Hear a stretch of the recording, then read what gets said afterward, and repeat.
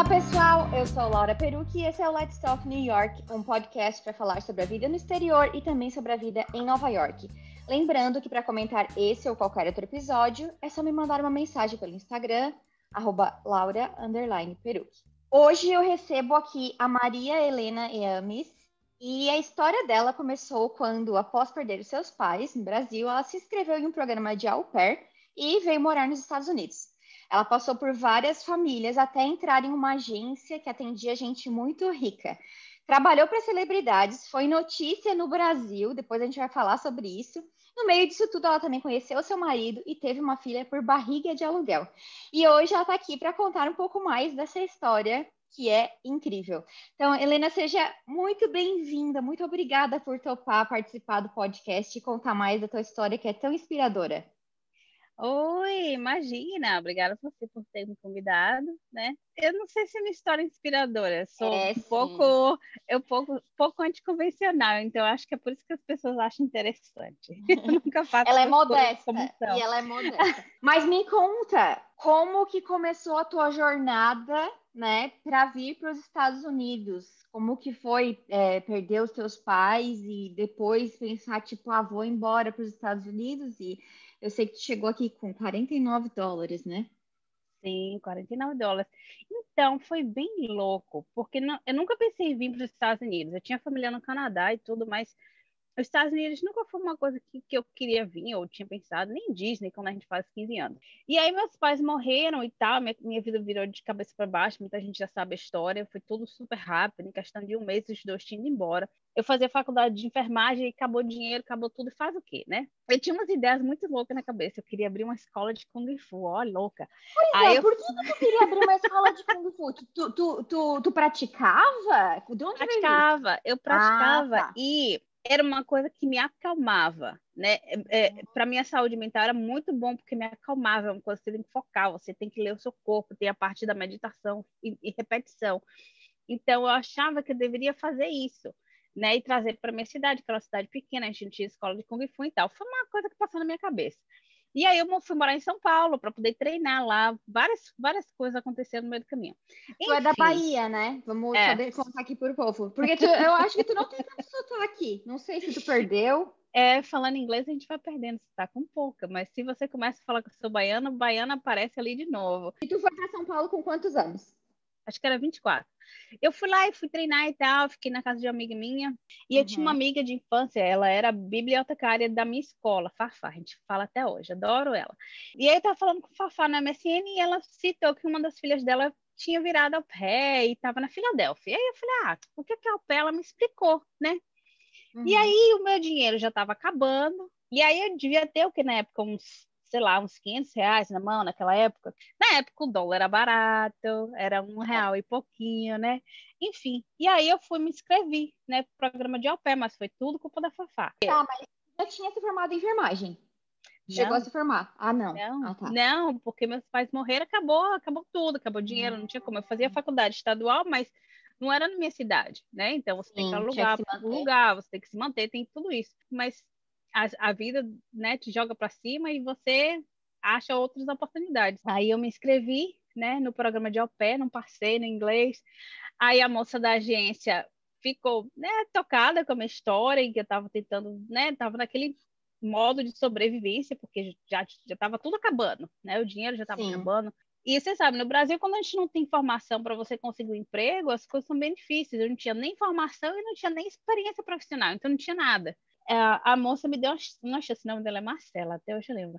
E ela me deu uma chance, ela falou, olha, tem um teste que eu vou deixar você fazer em casa, e aí você demora o tempo que for. Se você passar, eu deixo você ir no au pair. Beleza. Eu tinha noção de escrita e eu conseguia ler e tudo, mas falar, menina, se alguém falasse inglês, eu não sabia o que é que estava falando, nada. E aí eu fiz o teste, eu passei assim, quase sem passar. E ela me deixou me inscrever. E aí eu me inscrevi no au pair, eu tive várias famílias que eram interessadas em ser minha host family, porque eu fazia enfermagem, tinha esse background todo, e as pessoas acham que, né, as crianças estão mais seguras com alguém que tem esse histórico da área de saúde. Mas aí eu acabei escolhendo uma família pela família, não pelo lugar. E eu nem tinha a ideia o que era Minnesota, onde era Minnesota, quanto frio era Minnesota, e acabei vindo para Minnesota em 2008.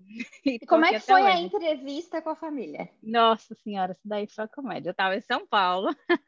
Eu falei, ai meu Deus, e agora? Tem o Skype, né? Beleza. Eu não falo nada, como é que eu vou fazer? Naquela época os computadores era aquele normal de mesa, assim, não era laptop, não via o microfone, não via nada, né? De conectar tudo. Aí eu Aham. desconectei o microfone. E assim, eu sou muito sorridente, muito fofinha, né? Aquela carinha assim.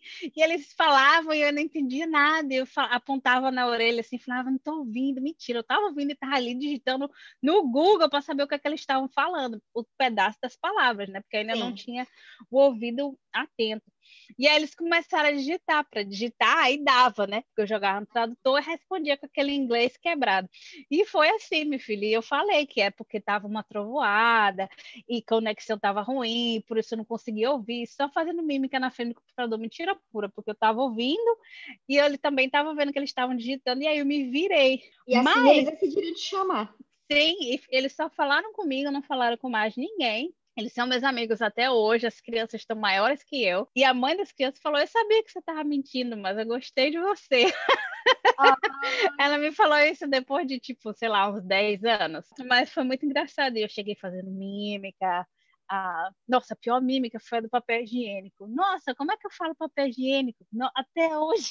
Acabou o papel higiênico no meu banheiro, né? Eu vou ficar até vermelha de vergonha aqui. Aí eu falei, e agora? Como é que mímica aqui que eu vou usar, né? Papel higiênico e tal. Aí eu peguei minha mão assim, fechei assim com os dedos juntos. Aí eu falei papel em inglês e apontei para as partes privadas. Nossa, mas ela começou a rir, ela falou, oh, toilet paper. Eu, yeah, paper. E foi assim que começou. E eu fazia mímica para tudo. quanto tempo tu ficou com essa família? Eu fiquei 2 anos. Eu não deixei eles mais, né? Eles viraram minha família aqui. Quanto tempo, assim, até tu se garantir no inglês e... Foi rápido, foi bem Foi rápido. rápido? Eu era bem focada, então eu não falava português. E porque meus pais morreram, eu não ligava para o Brasil o tempo inteiro, também teve esse fator. Então, em três Uhum. meses, o meu inglês já era fluente e eu já estava no nível para entrar assim, no college. Se eu que tivesse que entrar, eu não precisava fazer o TOEFL nem nada, eu já estava no college level em 3 meses. Eu via muito desenho animado, né, com os subtítulos, e aí eu lia o que ele estava escrito e ouvia ao mesmo tempo, ajudou Sim. bastante. E eu não falava português de jeito nenhum, eu me virava nos 30, era só inglês o tempo inteiro por 3 meses. E aí eu sei que tu fez um monte de coisa para ganhar dinheiro, tipo vender Victoria's Secret, tu comprou um carro. Isso foi antes de tu voltar porque tu voltou ao Brasil, né? Pegou um visto de estudante. Isso foi nesse teu período de au pair ou foi depois? No período de alfa, eu me virava nos 30, porque a gente ganhava pouco dinheiro.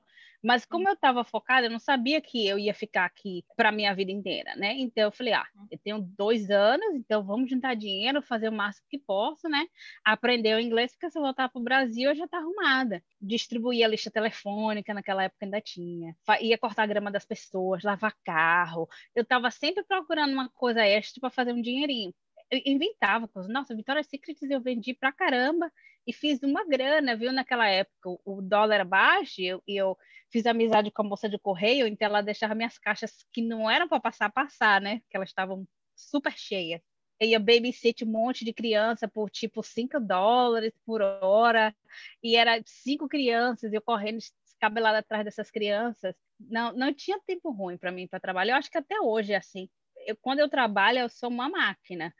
É uma coisa que eu foco muito. Nas outras coisas da minha vida, eu sou até meio desleixada, mas no trabalho, 100%. É uma coisa que é bem raiz em mim, sabe? É a questão do Sim. trabalho. E aí tu voltou para o Brasil depois dos 2 anos. Aí, depois de 2 anos, eu voltei e acabei indo trabalhar para uma segunda família, que eu fiquei com eles 5 anos, bastante tempo. Eu visitei o Brasil em 2008, 2009, aí 10 eu voltei, troquei de visto, foi negado da primeira vez, então eu fiquei no Brasil cozinhando por um tempo, e depois eu voltei de novo com visto de estudante e fiquei aqui com visto de estudante, acho que até 2012, se eu não me engano. Tu fez college daí.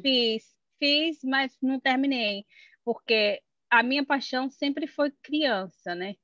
depois que eu aprendi. Eu entrei em enfermagem aqui no college, até um college bem bacana, difícil de entrar, eram poucas vagas, eu entrei para enfermagem, comecei.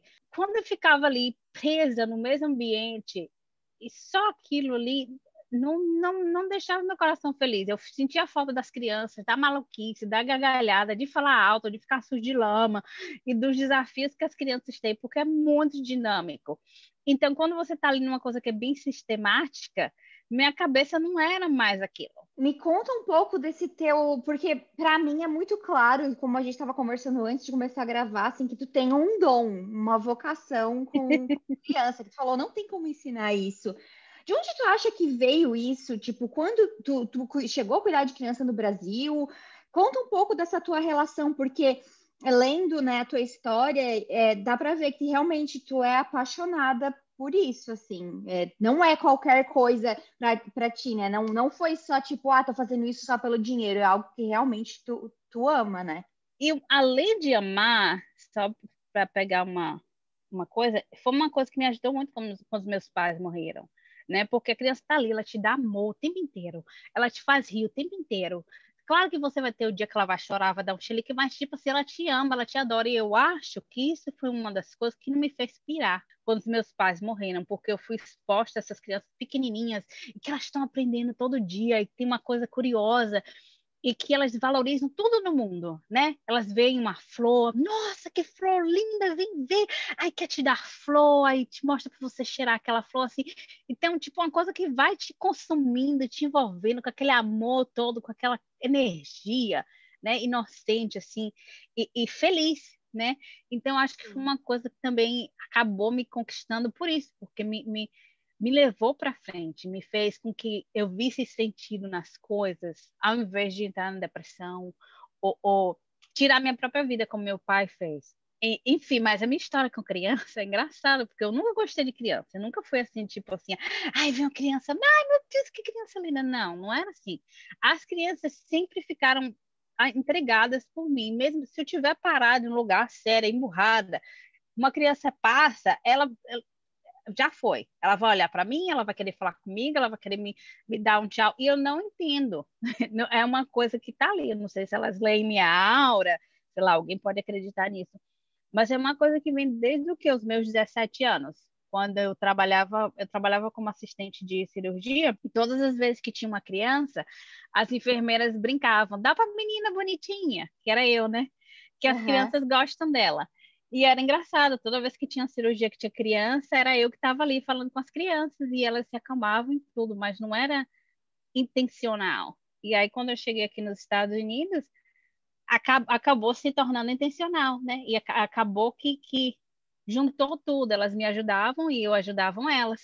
Então, a história com criança vem de muito tempo, mesmo sem eu querer, né? Pois é. E aí, como que surgiu essa agência chiquérrima aí, sei lá das quantas? Conta pra gente, que, né, já é outro patamar, né? E isso foi uma piada, né? Eu trabalhava com uma família muito querida.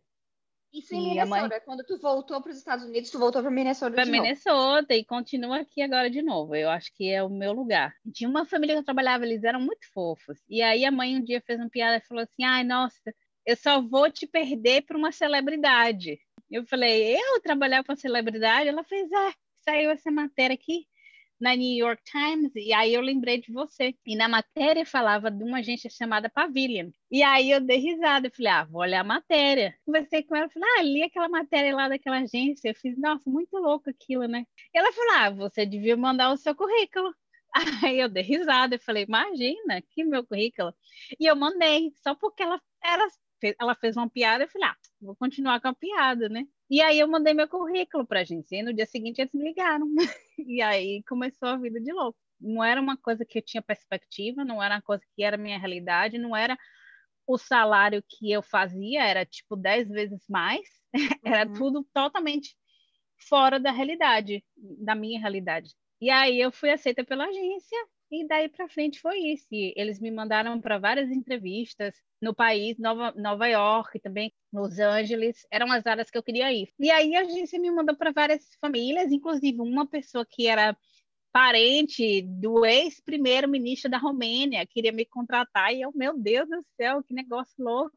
E O que tinha de especial nessa agência? ela trabalha com gente rica, né? E os padrões são bem restritos. Por exemplo, você tem que ter muitos anos de experiência, você tem que ter vários cursos, você tem que ter alguma habilidade especial, ou seja, falar uma língua diferente ou ter um treinamento específico. Então, para você entrar na agência e ser representado pela agência, o critério é bem restrito. Tanto que eu tive várias amigas que não conseguiram entrar na agência. Eu nunca entendi por que eu entrei, mas enfim. Então, e é voltado para esse público que exige muito e que tem esses requerimentos especiais, né? Que fala francês, ou que fala, sei lá, chinês, várias outras coisas que eu não tenho aptidão. O meu forte sempre foi bebês e crianças menores de 4 anos, né? E crianças que tinham algum problema comportamental. Precisava entender como é que, né, ela se ajustar à sociedade, a lidar com os próprios sentimentos e tal. Então, esse sempre foi o meu forte. E os pais gostavam disso. Foi aí que eu consegui me destacar na área, né? E essas são várias agências, na verdade. A Pavilha é uma delas. E eles se especializam nisso. E os melhores do mercado, né? E são nenes que são super flexíveis, elas trabalham muitas horas, elas viajam, elas falam mais de uma língua, elas conseguem cozinhar, elas têm curso de primeiro socorro, sempre tem uma a mais. Não é uma pessoa que simplesmente, eu vou fazer isso só porque eu quero. É uma profissão mesmo, né? Eles recebem, só para a família achar a nene ideal, a família paga 20% do salário anual à agência, né? Então, se uma nene, o salário dela é muito alto, essas agências vão querer representar ela, porque a comissão é extremamente grande, né? Eu fiz bastante dinheiro para bastante agência. Sim, sim. E aí, me conta, assim, quanto tempo tu ficou nessa agência, trabalhando com essa agência, né? E como foi, assim, sair de uma realidade de ser au pair para ir trabalhar para essas pessoas que são milionárias, né? Milionárias e muitas delas também celebridades. Como foi essa mudança? Foi muito diferente do que tu Não, fazia?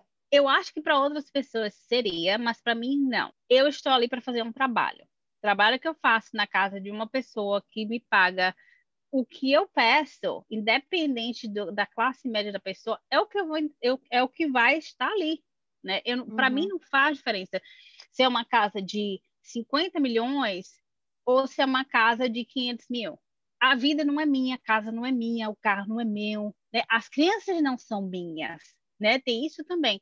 Eu tô ali para servir, né? Tô ali para servir a família, tô ali para adaptar aos costumes da família, né? E para oferecer eles um serviço. Então, para mim, essa transição foi muito fácil, porque a minha cabeça sempre foi muito profissional, né?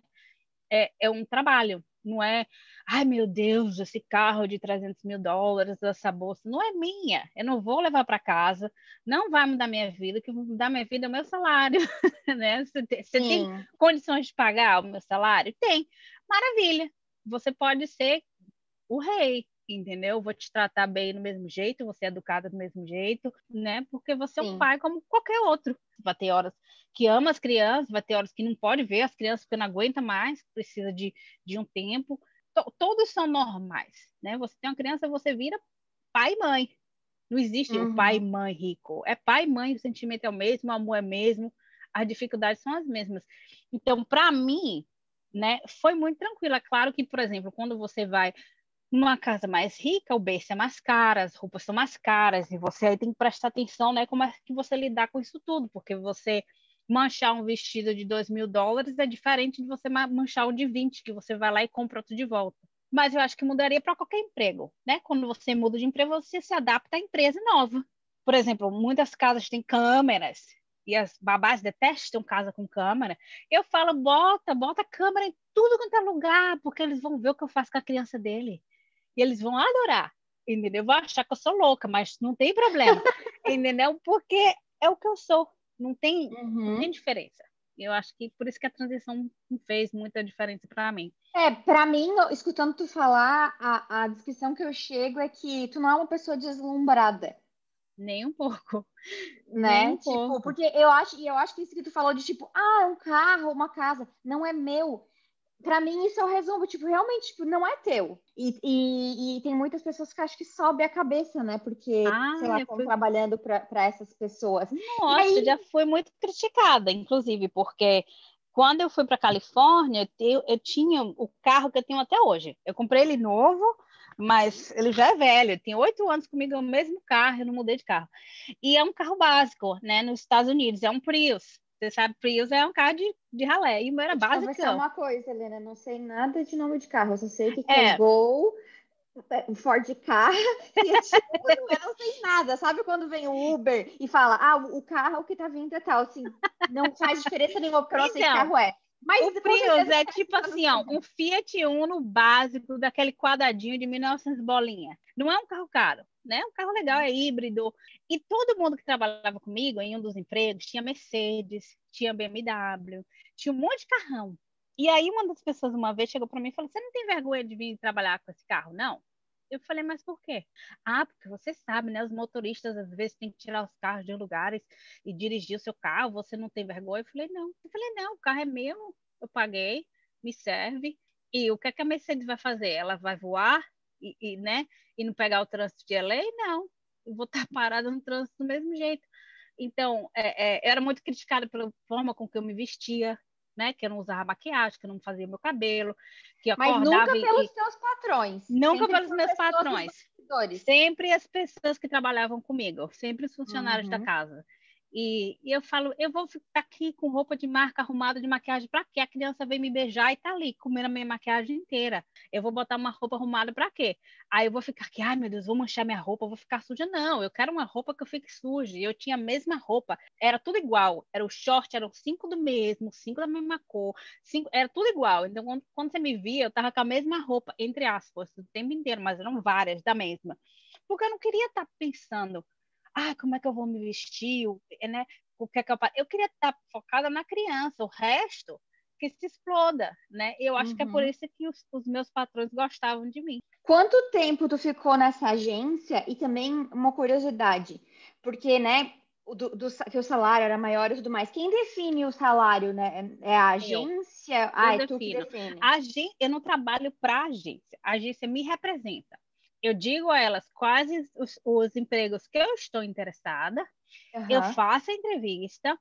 Alguns você faz o teste, você trabalha por um dia, 2 ou algumas semanas e você decide. Quem me paga é a Sim. família. A agência é só para me Só um representar. facilitador. Uhum. Faço exatamente. Aí eles vão checar se eu não tenho antecedentes criminais, vão checar minhas referências, vão saber se eu não estou mentindo, né? Eles checam, fazem esse trabalho todo antes de mandar você para a família. Eu trabalhei Uhum. para várias agências, não foi eu só, né? Quer dizer, fui representada, não trabalhei. E é mais ou menos assim. Então, a Pavilha me mandou para um emprego, depois eu tive outras agências que me mandaram para outros. Os de celebridade geralmente eram recomendações, não eram agências. Eu estava trabalhando, a pessoa gostou do meu trabalho e perguntou: você não tem interesse? Fulano está contratando. Eu falei: pô, porque quando você faz um bom trabalho, as agências brigam por você. É aquela questão, né, de ser profissional mesmo. Quanto tempo tu ficou trabalhando nesse setor de gente super rica, celebridades e tudo mais? Eu ainda trabalho para uma família. É um Uhum. pouco diferente hoje em dia, porque hoje em dia eu priorizo minha família, né, minha criança. Sim.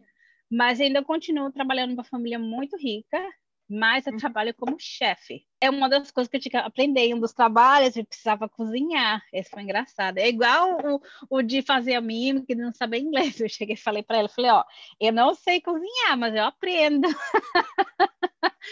E aí eu acabei me tornando muito boa e hoje em dia eu trabalho como chefe dessa outra família.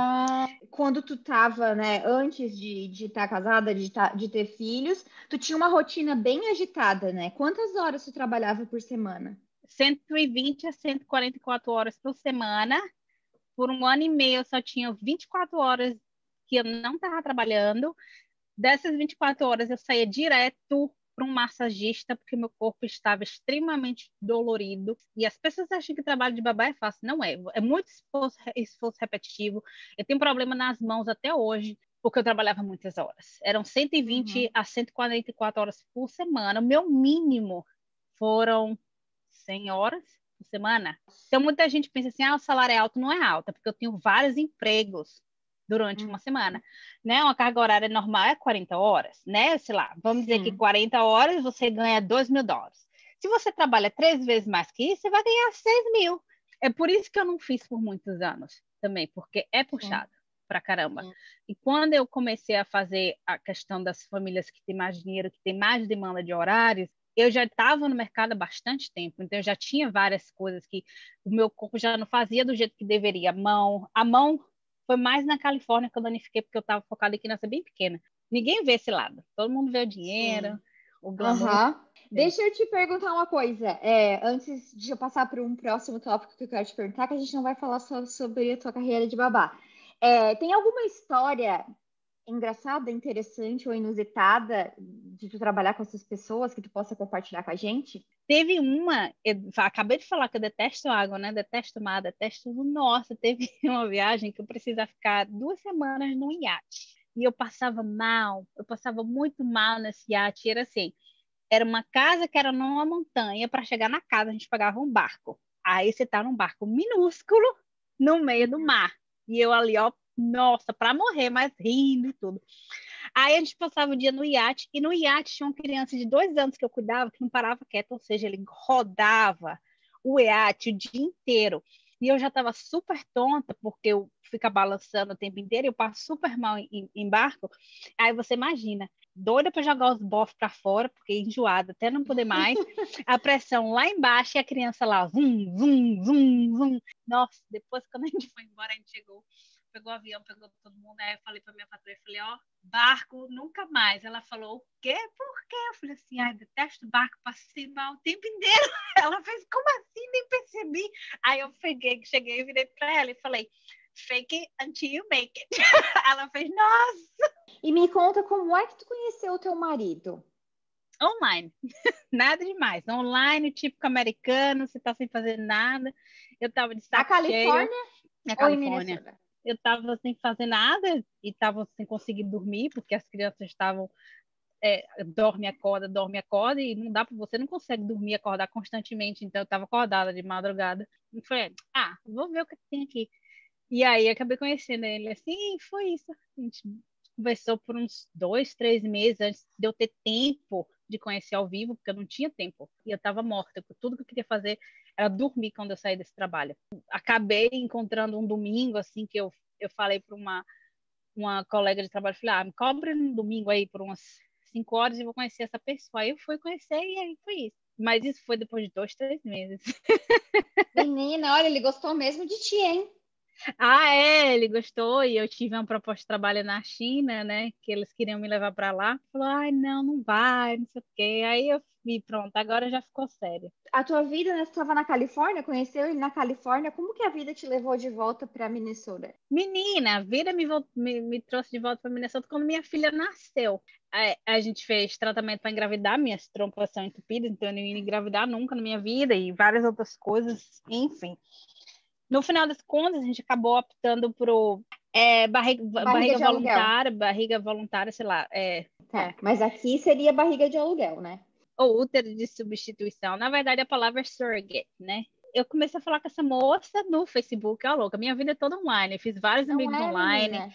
e aí eu me conectei com essa pessoa, e eu cheguei e falei pro meu marido, tem essa pessoa lá em Minnesota, o que foi uma coincidência imensa, porque apesar de eu estar morando na Califórnia, eu tinha minha casa em Minnesota. Então, eu tinha alguém que cuidava da minha casa em Minnesota, enquanto eu trabalhava na Califórnia, eu voava para Minnesota de vez em quando para ver, né, se estava tudo ok. E eu também investi em Minnesota. Então, o dinheiro que eu fiz na Califórnia, eu trouxe de volta para Minnesota. E aí, a gente voou, veio para cá conhecer a Bri, e aí a gente acabou decidindo fazer barriga de aluguel. E quando a gente veio para o nascimento dela, a gente acabou ficando. As coisas, né, foram acontecendo de uma forma que não dava para a gente voltar mais para a Califórnia. A gente tinha que ficar aqui e foi como acabou tudo. Como eu parei de trabalhar na Califórnia, eu já tinha uma proposta de emprego aqui, com essa família que eu trabalho até hoje, e aí as coisas foram, né, se desenvolvendo e eu acabei ficando. Tá. E a tua filha vai fazer 2 anos, já tem 2 anos, Tem certo? 2. Ela fez semana passada. Mas eu queria falar um pouco sobre esse negócio da barriga de aluguel, porque não é uma coisa, né, não é uma coisa legalizada no Brasil, é uma coisa comum aqui nos Estados Unidos. Não é adotar uma criança, porque, né, é uma criança que veio do teu marido e de ti, só que tá na barriga de outra pessoa. E tu Sim. não tinha filhos antes disso. Qual foi a sensação de saber que tem outra pessoa com o forninho do teu neném? Não sei, conta pra gente, porque eu acho que eu fico muito curiosa. Eu não tenho filhos, né? Então eu não sei como é essa sensação de estar grávida, mas para mim é meio parecido com a coisa tu até falou no teu outro depoimento, né? Tipo, eu cheguei no hospital e aí eles vão te dar o teu filho. E aí? É como eu te disse, minhas coisas não são sempre típicas. E É, é. a forma com que eu vejo as coisas também não é típica. Como Uhum, eu já estava tão acostumada a amar as crianças das outras pessoas, de doer, então, sim. para mim, não foi uma coisa assim, nossa, será que eu vou amar essa criança? Ou, nossa, será que eu vou me arrepender, né, de fazer a barreira de aluguel? Não, eu sabia que as coisas iam acontecer já como tinha que acontecer. Eu tinha certeza que ia dar certo. Eu tinha certeza que era aquela pessoa. Como Inclusive, que tu tinha essa eu certeza? não sei, não sei. É Deus, eu não sei. Tem várias coisas na minha vida que eu não sei as respostas aparecem para mim. E são de maneiras realmente do nada, né? A E eu barriga acho de que tu aluguel foi do confia nada. muito na vida também, né? Eu não sei, eu acho que tem um anjinho que gosta de mim bastante, assim, que dá uma ajudada, né? Enfim, inclusive durante a gravidez, porque essas gravidez de bebê de proveta são bem complicadas, e teve minha barriga de aluguel, ou barriga solidária, enfim, teve uma hemorragia gigantesca. Para você ter noção, eu não me preocupei, eu só respondia a ela depois para saber como ela estava bem. Ela continuava mandando mensagem, eu, ok, vai ficar tudo bem. Mas eu não me desesperei. Eu não fiquei assim, ah, nossa, agora já era minha criança, vou perder a criança. E era nas primeiras semanas, né? Tranquilamente, continuei meio dia. E ela chorava, se desesperava. Mas não é porque eu sofria, é porque eu sabia que minha filha ia nascer. Aí eu falava, já conheço essa criança desde 2007. Porque eu já sonhava com minha filha desde 2007. Eu já sabia o que ela ia aparecer, a cara dela, já sabia tudo dela, Antes de nome. conhecer o teu marido. 2007. Minha mãe morreu, eu comecei a sonhar com essa criança. Não sei por quê. Gente. Parece umas histórias de louco. Então é por isso que eu tinha Não, muita não é história de confiança. louco. Eu tinha muita confiança nas coisas. Tanto que quando a gente foi fazer o tratamento de fertilização in vitro, eu falava para minha médica, falava, eu quero uma menina. E aí eu Uhum. perguntei se tinha chance de só ter os embriões de um sexo só. Ela fez, olha, é raro. Geralmente é 50% menino, 50% menina nessa média.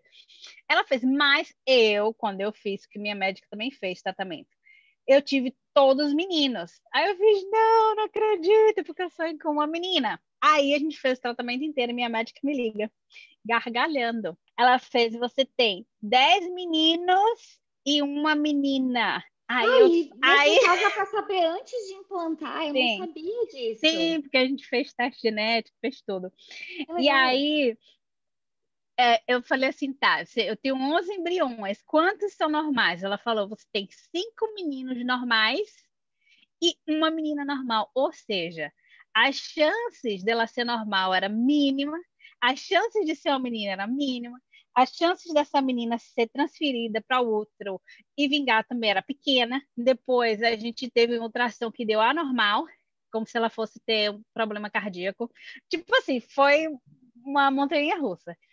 E eu só dizendo, ela vai estar aqui, não tem problema. Eu tinha Uhum. certeza que ele ia estar aqui, eu tinha certeza que ela ia ser exatamente como ela é. O cabelo é o que eu via nos sonhos, o olho, o formato do olho, a boca, tudo é igual. A criança idêntica que eu sonhei por. Quando ela nasceu, quando foi assim, tipo, aqui, toma, leva essa criança. Ela já era parte da minha vida por mais de 10 anos, né?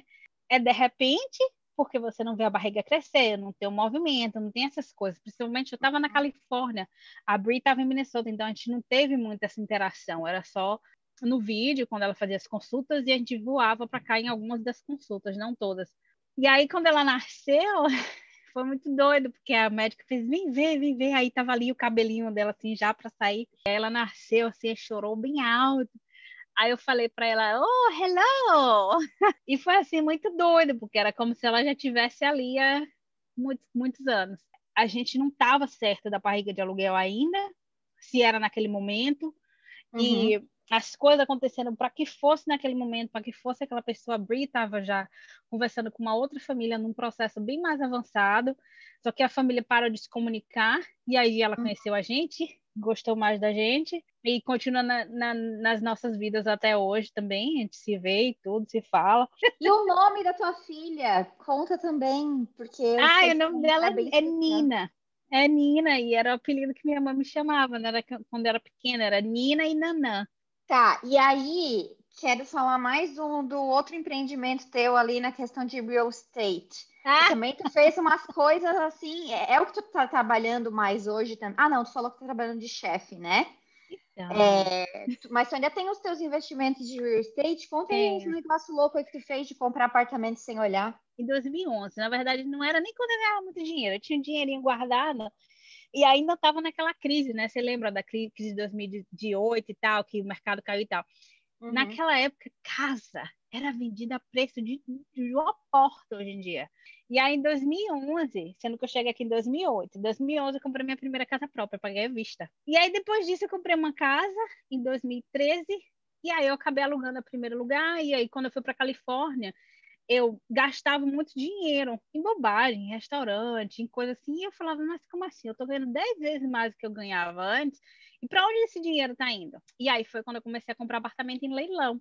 O leilão era a forma mais fácil e mais barata de comprar. Um dos apartamentos que foi o meu melhor apartamento, não precisei nem pintar, para você ter noção, eu comprei no leilão, eu nunca nem tinha visto. E aí eu dei o lance e comprei. Eu comprei vários apartamentos em leilão, assim, sem ver. Aí foi isso, a louca.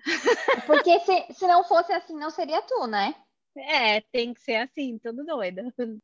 Tenho modificado um pouco as formas com que eu estou investindo, porque eu quero fazer uma casa para mim, num outro lugar e tal, e esse é um outro projeto. E esse é um outro lugar também que apareceu do nada. Eu falava pro meu marido que eu só ia sair da minha casa, que eu moro hoje em dia, se eu fosse morar num lugar sem vizinho e que tivesse muita árvore. Ó, louca.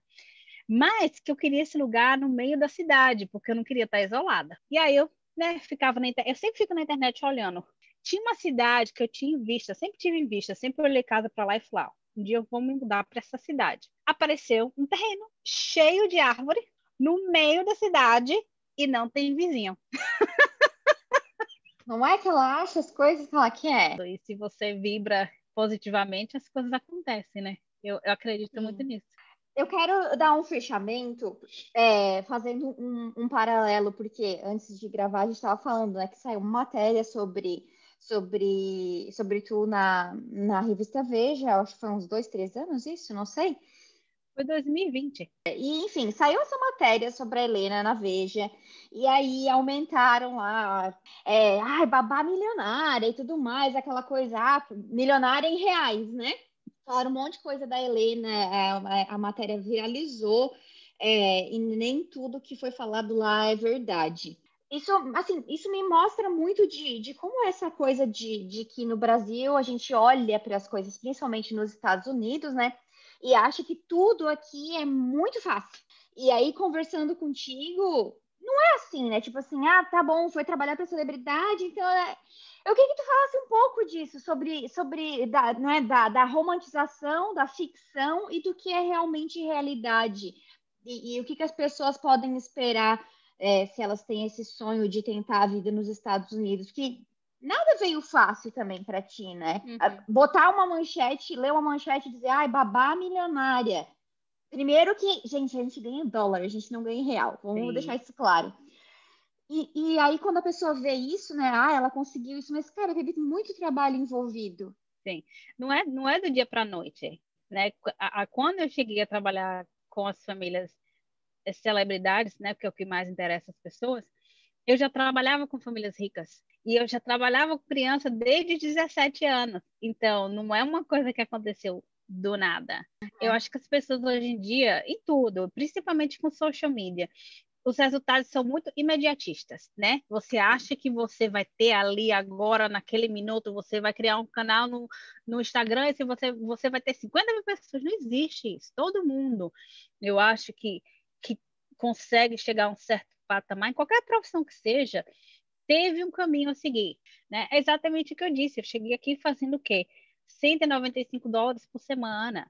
Né? O primeiro carro custou $800, era cheio de buraco, de ferrugem. Eu comprei num leilão e reformei o carro. Era super Sim. velho, né? Eu fiz muita coisa, trabalhei por pouca grana e eu trabalhei muito, mesmo quando eu ganhava um salário alto, né? Pois é, tu falou, tu tinha 24 horas de folga. Eram muitas horas, né? E o preço é alto, porque até hoje eu tenho consequências do trabalho físico que é. E mentalmente também é estressante, você está sem dormir, né? Muitas vezes você está em diferente, fuso horário diferente porque você viajou, você tem uma criança que está com cólica, não é uma coisa fácil nem glamurosa. Né? E como você disse, a gente ganha em dólar, mas a gente vive em dólar, a gente paga tudo em dólar. E aqui também tem a questão de quanto mais dinheiro você faz, mais imposto você faz, né? Então, muitas vezes, metade do meu salário era imposto, né? Na Califórnia, um apartamento de um quarto é $2.500 por mês, né? Só aí você já precisa de um salário muito maior para poder ter um lugar para dormir ou para guardar suas roupas, né? Porque no meu caso era praticamente isso, apesar de eu trabalhar muito, eu precisava do meu lugar, pelo menos das 24 horas, para minha sanidade mental. É muito comprometimento. E é por isso que eu digo que a longo prazo eu não faria. Você faz a curto prazo, investe, né, se recria e aí anda para frente. E a dica para as pessoas que querem vir para os Estados Unidos, venha legalmente. Ilegal, não tenho nada contra, mas eu não acho que você vai ter a oportunidade de evoluir. Quando você vem para cá com visto de turista e vai ficando, você só vai ter um emprego estático, que vai te dar a grana do dia a dia, que você vai sobreviver. Se você comparar com o Brasil, vai ser melhor sim, porque a segurança é maior. Mas, se você vem com visto de turista e quer ficar depois, sem os papéis, cada um faz o que cabe à própria vida. Sim. Eu acho que você se estagna. Suas possibilidades são restritas.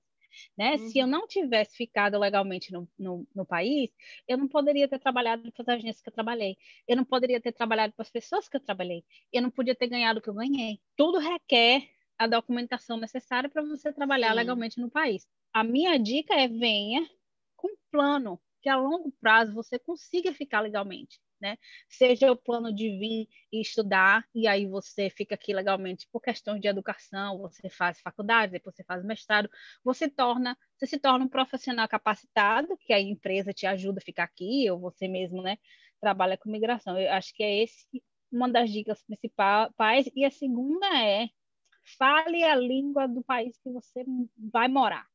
Porque eu vejo muito brasileiro que vem para aqui e está aqui há 15, 20 anos e mal fala inglês. Não vai evoluir também, né? Então, se você vem para cá para conquistar coisas e crescer e evoluir e melhorar a vida da família, eu acho que essas são as duas coisas. Aprenda a língua, né? De qualquer país, não só dos Estados Unidos.